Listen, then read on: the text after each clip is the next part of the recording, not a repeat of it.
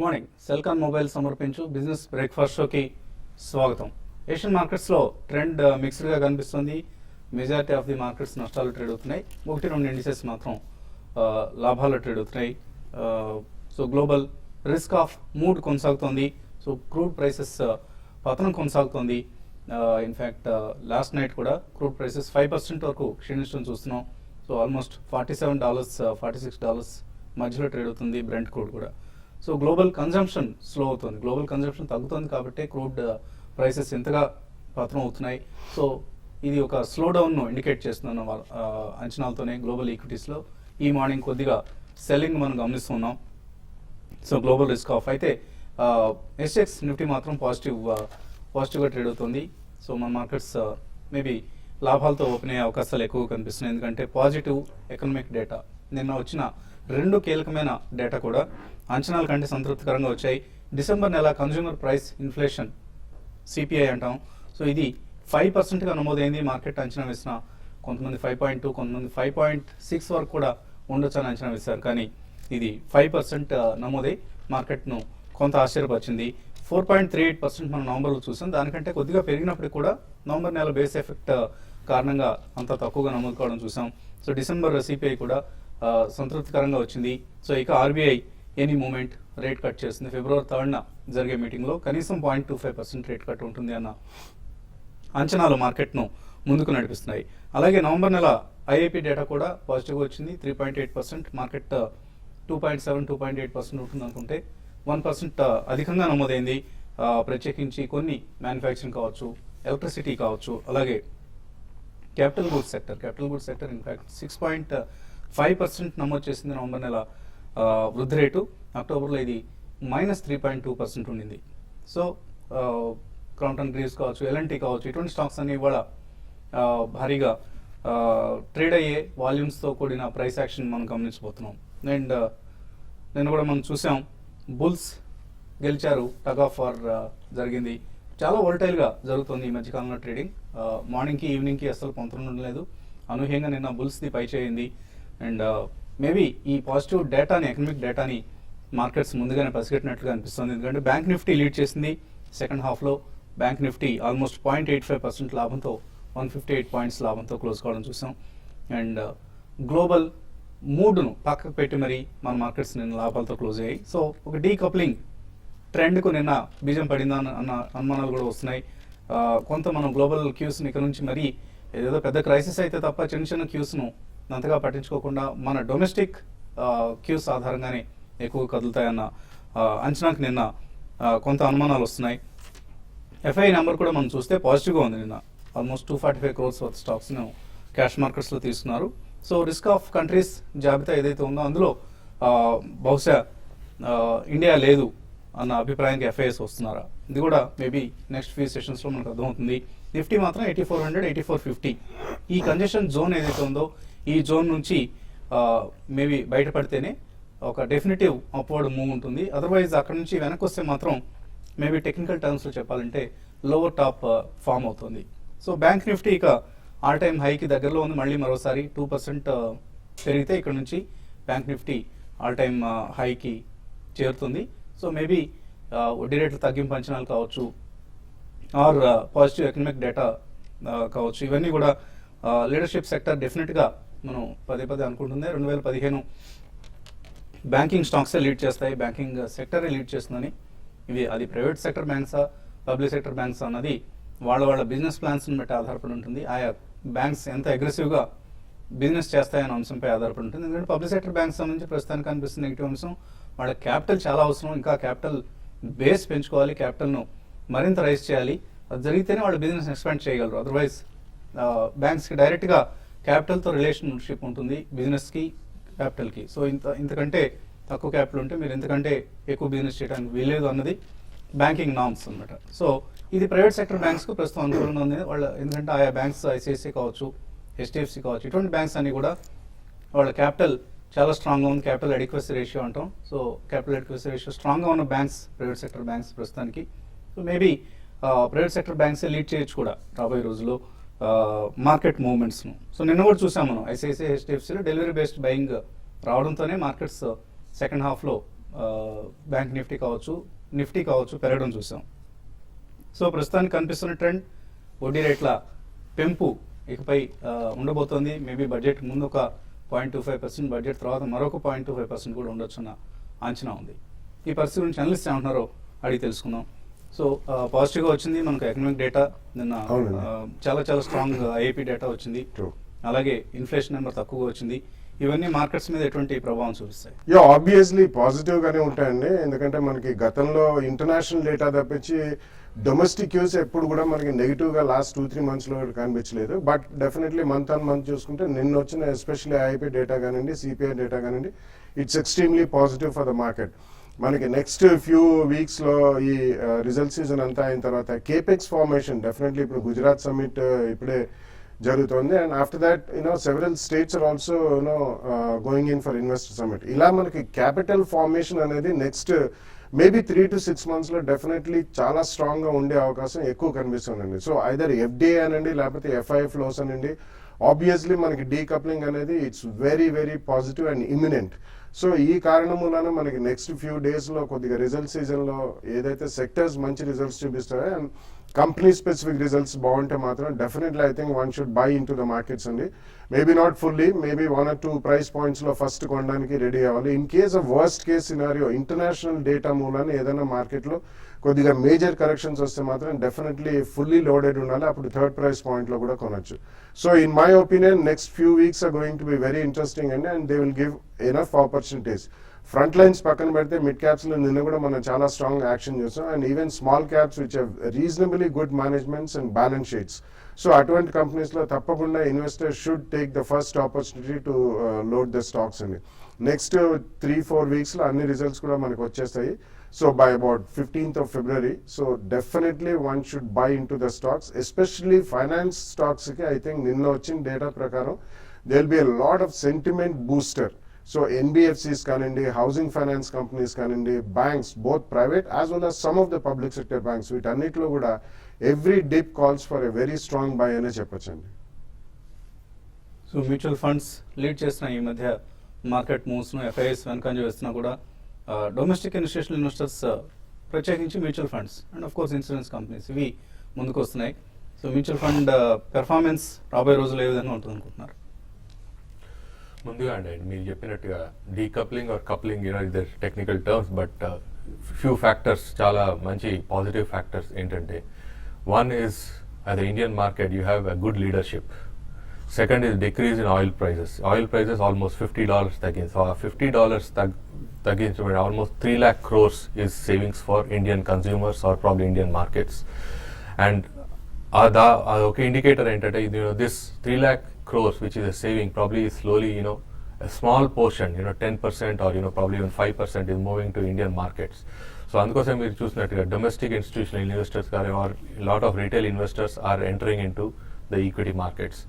And equity markets last 1 year are inflows చూసుకున్నా కూడా positive inflows ఉన్నాయి. So this is one big factor where oil prices ఏవైతే తగ్గాయో that is actually lot of savings for the Indian consumers. And going forward the Indian consumers will have more savings either on petrol or diesel or whatever it is.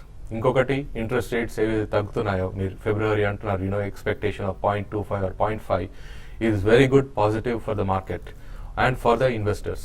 So you have opportunity in debt, you have opportunity in equity. So ఇది కూడా గమనించి చాలా మంది investors you are getting in to the market. Financial savings అయితే increase చేస్తున్నారు. ఇంతకుముందు you had gold which was probably one of the best asset class 5 years back. Today is last 1 year is not a very good asset class. So ఒక 2 communities, Marwadi community కానివ్వండి ఆ తర్వాత ఇంకా వేరే community కానివ్వండి, which are highest purchasers of gold today are not purchasing gold, they are getting in to equity markets. So equity market inflows are coming in and returns కూడా అలాగనే ఉంటాయి. Not 2004 returns, but you can look at I think average of 14-15% or 16 to 18% in next 1 to 2 years from the equity markets. But for conservative investors, you have debt funds or a combination of debt funds. You have a balanced funds. So last few weeks చెప్పినట్టుగా ICICI Prudential Balanced Advantage Fund is one of the good performing fund which you can look at it. Last 5 years they have given almost average a CAGR of almost 16%. You can look at that fund. ICICI lo inko balanced fund undi, so you can look at those balanced fund. HDFC lo kuda you have children's gift plan and oka balanced fund undi, or HDFC Prudence, HDFC balanced. So these are probably a conservative funds which you can look at from the balanced category. Otherwise diversified funds are good. People should look at exposing or themselves to equity exposure. Okay, next 2 to 3 tranches la Bala garu cheppinattuga every dip is an opportunity annattuga next 2 to 3 price points lo you can actually make allocations into equity in next 6 months. So if next 2 to 3 years or 3 to 5 years you will have good returns from the equity markets. You can take it as 2014 2019 is a good period for the equity markets. Callers line ఉన్నారు. First caller Mandapeta నుంచి Venkatrao. Hello sir IOC గురించి అడుగుదాం. IOC అండి by చేయండి, ఏమండి టీచర్లో తీసుకొచ్చండి, టీచర్లో futures లో తీసుకుంటారా? ఈ మంత్ అండి. ఈ మంత్ ఫ్యూచర్స్ పొజిషన్ తీసుకుంటారట IOC. Not a good idea అండి, ఎందుకంటే మీకు ఆల్మోస్ట్ టైం సగం అయిపోయిందండి. అండ్ ఎస్పెషలీ ఫ్యూచర్స్లో అనేది మనకి ఫస్ట్ 3 to 5 days తర్వాత వాల్యూమ్ పరంగా తగ్గుతాయి. సో మీకు డెఫినెట్లీ ప్రైస్ వైజ్ డీకే అయిపోతుంది. కాబట్టి if you want probably you can take a bet on February futures అండి, not January futures in IOC. So February futures అయితే తీసుకోవచ్చు, జనవరి ఫ్యూచర్స్ వద్దు అంటున్నారు బాలాగారు. మరిన్ని కాల్స్ తీసుకోబోయే ముందు కాసేపు ప్రకటన.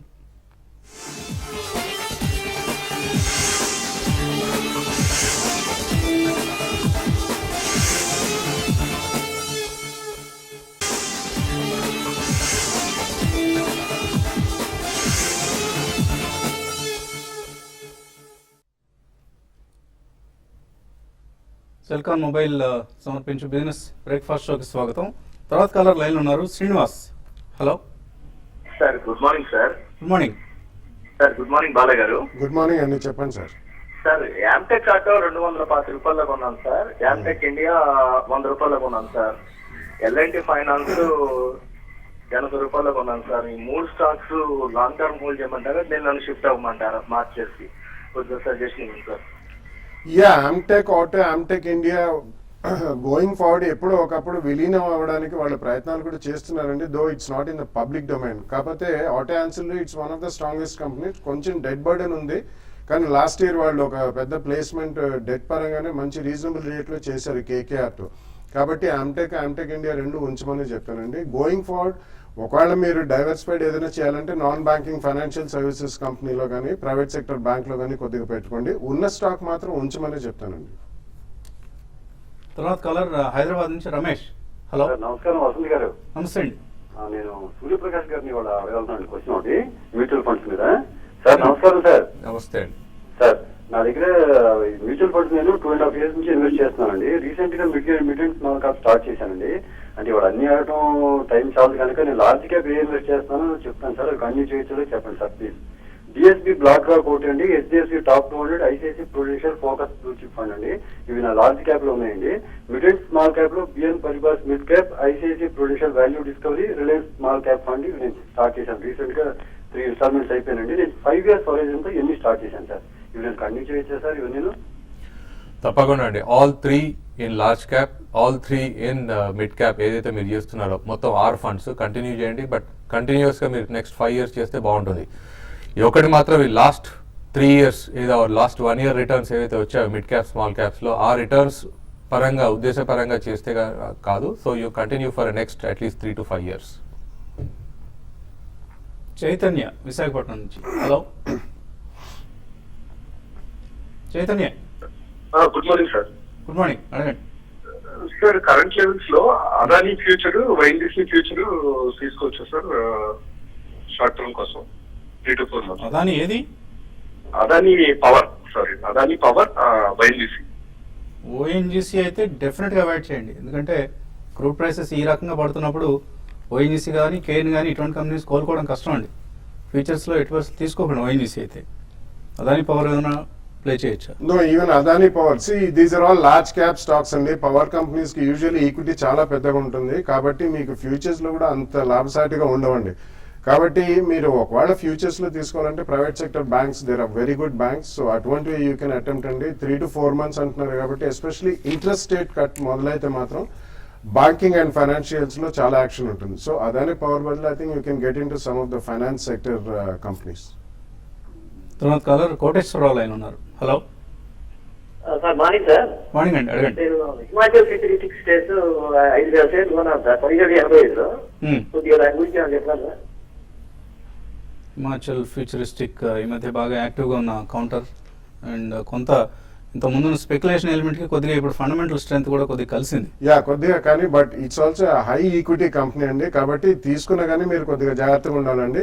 స్టాప్ లాస్ పెట్టుకోండి కొన్న ప్రైస్ లో, or maybe 5 to 10% lower than the purchase price. దానికంటే ఎక్కువ కట్ అయితే మాత్రం డెఫినెట్లీ మీరు ఒకసారి లాస్ బుక్ చేయాలండి. అదర్వైజ్ మీకు ఎక్కడైనా కానీ 10-15% గెయిన్స్, ఏదైనా ఈవెంట్ కానీ ఏదైనా న్యూస్ వచ్చినప్పుడు స్పర్ట్స్ వస్తే మాత్రం తప్పకుండా ప్రాఫిట్ బుక్ చేయడం మర్చిపోకండి.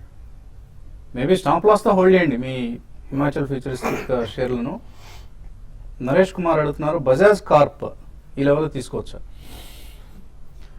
యా, మొన్న రిజల్ట్స్ వచ్చినాయండి. ఇట్స్ స్ట్రాంగ్ కంపెనీ, అంటే ఎఫ్ఎంసీజీ సెక్టర్ లో ఎస్పెషల్లీ వాళ్ళ almond oil, they are pioneers in the country. So ఈ కారణం మూలన రీసెంట్లీ కొద్దిగా స్పర్ట్ చూసాం.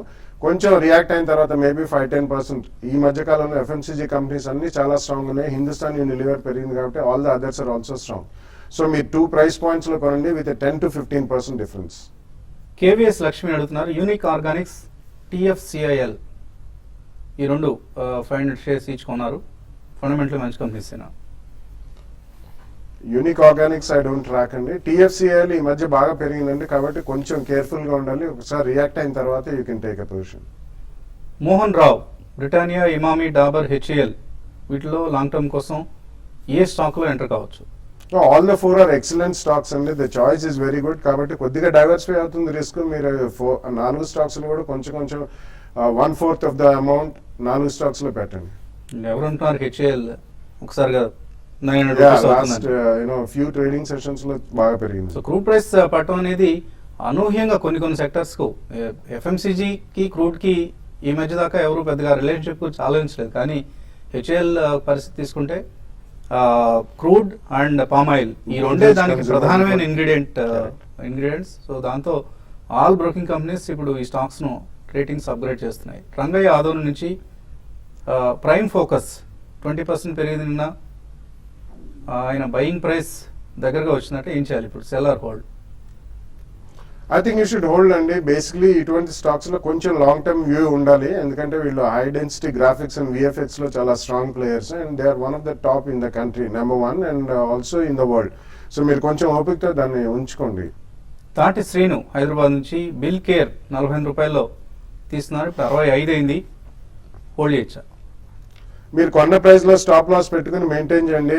ఒకసారి మీకు ఏదైనా స్పర్ట్స్ వచ్చినప్పుడు స్టాప్ లాస్ పెంచుకుంటూ పోండి. ఎందుకంటే గతంలో ఈ కంపెనీ బాగా దెబ్బతిందండి. ప్యాకేజింగ్ లో వాళ్ళు one of the strongest players అన్న హ్యూజ్ డెట్ బర్డెన్ తో కంపెనీ దెబ్బతిన్నారు కాబట్టి కొద్దిగా కేర్ఫుల్ గా ఉండండి. సురేష్ కుమార్, మోజర్ బైర్ 20లో, పిపవా డిఫెన్స్ 48లో తీస్తున్నారు, హోల్డర్ సెల్?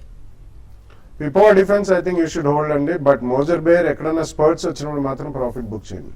కేఈఏ ఇండస్ట్రీస్ ఈ రేట్లో తీసుకోవచ్చా? సతీష్ అడుగుతున్నారు. Generally all cable companies are doing reasonably well అండి కాబట్టి కేఈఏ కూడా మీరు రీసెంట్లీ స్ట్రాంగ్ పర్ఫార్మర్ అది. So wait and buy or maybe 2 or 3 price points you can buy. అలాగే ముకుంద్ 45లో ఉన్నాయి, కరెంట్ ప్రైస్ లో హోల్డ్ చేయొచ్చా, సెల్ చేయొచ్చా?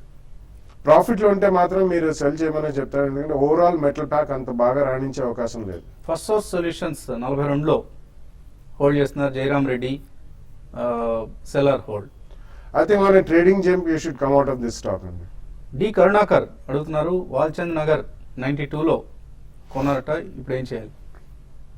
It's a strong player in especially power projects based out of nuclear and also they can get into defense అండి కాబట్టి ప్రస్తుతం it's a good management, hold చేయమని చెప్తాను. పవన్ కుమార్, అపోలో టైర్స్ 235లో ఉన్నాయి, కొద్దిగా నష్టంలో ఉన్నారు, అమ్మటం మంచిదా? రీటైన్ చేయమని చెప్తానండి. టైర్ కంపెనీస్ అంటే రీసెంట్లీ మంచి పర్ఫార్మెన్స్ చూసాం మనం most of the tyre companies నుంచి. కొద్దిగా ఓపిక పట్టాలి. It's slightly patient job but you should hold it. Gutta Manohar, Crompton Greaves నేను కొన్నారు, షార్ట్ టర్మ్ కోసం 190లో వార్త ఉందండి. ఇవాళ ఫ్రెంచ్ కంపెనీతో ఈ కంపెనీ ఎంఓయూ చేసుకుందని వార్త ఉంది. డిఫెన్స్ రంగానికి చెందిన ఆర్డర్స్ కోసం ప్రయత్నిస్తుందని వార్త ఉంది. సో హోల్డ్ చేయండి. మేబీ ఇవాళ డెఫినెట్లీ కొద్దిగా అప్సైడ్ వచ్చే ఛాన్స్ ఉంది. ఆర్ మీరు ట్రేడర్ అయితే అమ్మేసుకోండి వాటి ప్రాఫిట్లో. ఇండియన్ హ్యూమ్ పైప్స్ తీసుకోవచ్చా ఇక్కడ? ఇట్స్ స్ట్రాంగ్ కంపెనీ అండి. I think you should retain the stock. Sundaram smile, Tata balance fund ఈ రెండిట్లో ఎస్ఐపి చేస్తున్నట్టు కె గోపీకృష్ణ 4 చేయొచ్చా? తప్పకుండా అండి. Tata balance fund has been one of the consistent performing fund. Last 4 ఏళ్ళు చూసుకున్నా కూడా రెగ్యులర్ డివిడెండ్స్ అప్రిసియేషన్ చూసుకున్నా యావరేజ్గా మీకు ఆల్మోస్ట్ 18% రిటర్న్ ఇచ్చిన ఫండ్ ఇది. So you can continue Tata balance fund. అదే మాదిరిగా స్మైల్ ఫండ్ కూడా you can look at it. Is a diversified fund, so you can look at it.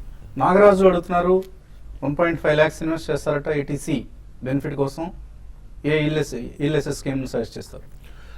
ELSS 1.5, yes, you will get it. So there are 2 or 3 funds which you can look at. And ఒకటి ICICI Prudential లో tax fund ఉంది. అదే మాదిరిగా HDFC లో tax fund ఉంది. So tax saver fund అంటాం. Franklin ఇండియాలో కూడా ట్యాక్స్ షీల్డ్ అండ్ ఫండ్ ఉంది. ఈ 3 ఫండ్స్ ఏదైనా తీసుకోవచ్చు మీరు. In fact axis is the top performer last 1 year has been, but consistently if you look at the regular dividends, these 3 funds you can look అలాగే at. సిరి అడుగుతున్నారు 4 best equity funds ను 2 సంవత్సరాల కోసం సజెస్ట్ చేయమంటున్నారు. మనం గతంలో ఇచ్చిన మోడల్ పోర్ట్ఫోలియో చూడొచ్చు అండి. I think it's already there available on net, but మళ్ళీ for the benefit of the investor, Franklin లో ప్రైమా ప్లస్, ఐసిఐసిఐ ప్రుడెన్షియల్ లో blue chip fund or value discovery fund as diversified fund, HDFC లో balanced fund you can look at it. ఎందుకంటే ఒక asset allocation మాదిరిగా you can look at it. So these 3 funds I think I would suggest instead of 4. మరిన్ని చాలా mails ఉన్నాయి కానీ సమయం కూడా మించిపోయింది.